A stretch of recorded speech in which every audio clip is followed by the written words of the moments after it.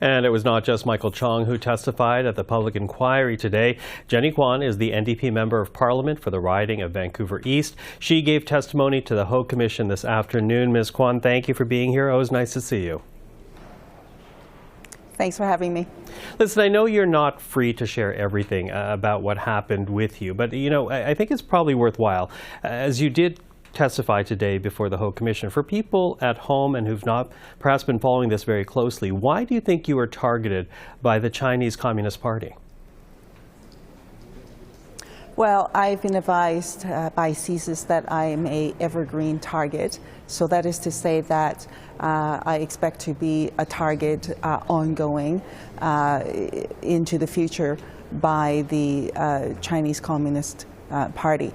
With that being said, I think there are a number of reasons why I think I'm going to be a target and an ongoing target.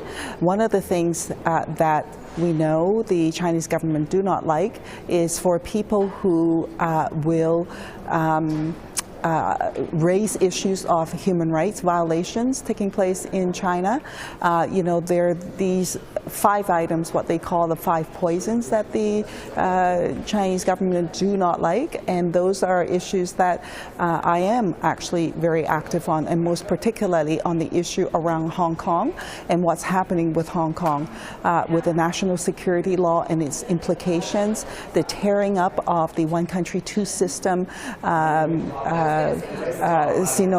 agreement, and the impact for the people of Hong Kong. The jailing of human rights activists, journalists, and parliamentarians in Hong Kong.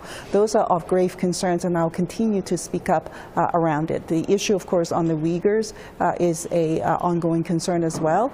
And so there are a number of these issues to which I know the Chinese government do not want people talking about.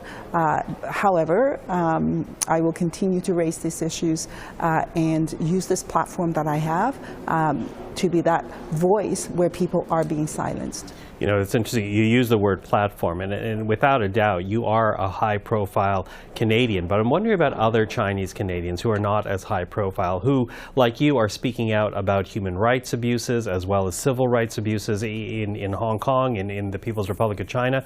What kind of harassment do they face? Well, people have told me and how scared they are. In fact, I'm a very privileged person in this regard. I'm a member of Parliament, and that comes with some additional privileges, I would say. And also, I don't have family members in Hong Kong or in China. There are many people who've spoken with me where they do have family members in Hong Kong and China, and they're gravely worried about their safety. And so when they speak up or when they engage in pro-democracy rallies or raise these issues, they're very worried about what could happen to their family members. And so people do raise these concerns, which is why it's so important for the Canadian government to address the foreign interference issues seriously, to take it seriously. There are many, many areas to which needs proactive engagement from the government and action from the government so that we can send a clear message to states and countries who are engaging in foreign interference activities here in Canada that we will not tolerate it. We will not sit silently by and allow for it to happen. We also need to engage in a series of actions, including the enactment of Bill C-70, and put it into practice and sort of take proactive measures to protect Canadians. Finally, but not least, we need to engage in a wide public education process so that Canadians are aware of foreign interference activities, what it means, and then to take action to ensure protection is provided to them. Now, last spring, NSICOP, the parliamentary group into security, they released a report that said there were past and current members of parliament who played either witting or unwitting roles in foreign interference. Names were not named publicly, and when the commission started this week, Commissioner Og said that she would not be pursuing the release of names. Do you find that disappointing? Well, the commission has a role to play, and then it's important that they do that work. and under the mandate that they have and the various requirements that they have. At the same time, what I've also proposed, and I've raised this in the House of Commons in June prior to the summer break, and the matter is now before the Speaker, because I strongly believe that members of parliamentarians' privileges have been violated. We're all under a cloud of suspicion for foreign interference activities. Those of us who are of Chinese descent or South Asian descent are particularly at risk of this because of the findings of foreign interference activities undertaken by the PRC and what's happening also by India.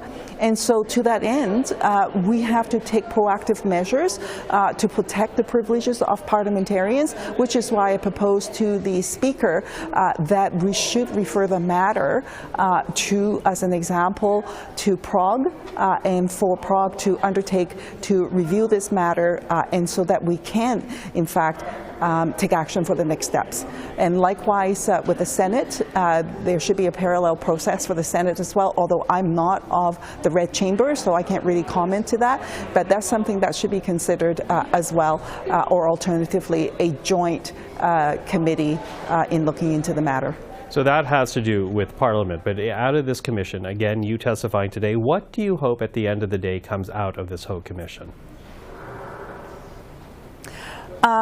I'm looking forward to really receiving the recommendations from the Commission and, of course, the findings of the Commission. The Commission is embarking in this process, so I won't prejudge what they will find or not find. What is important, of course, is that work is undertaken and for the Canadian government to take foreign interference activities seriously, and there has to be change with what's going on right now on how the government is handling the matter, all the way from the structure of our system on how foreign interference activities are being dealt with, to the dissemination of information, and sometimes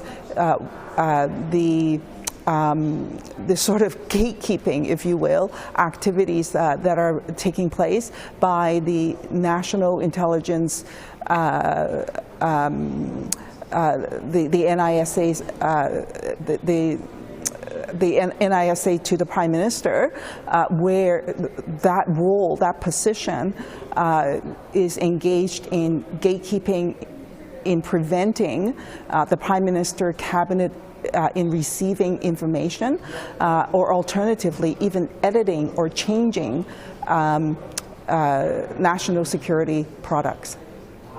Jenny Kwan, I really appreciate the time this evening. Thank you for this.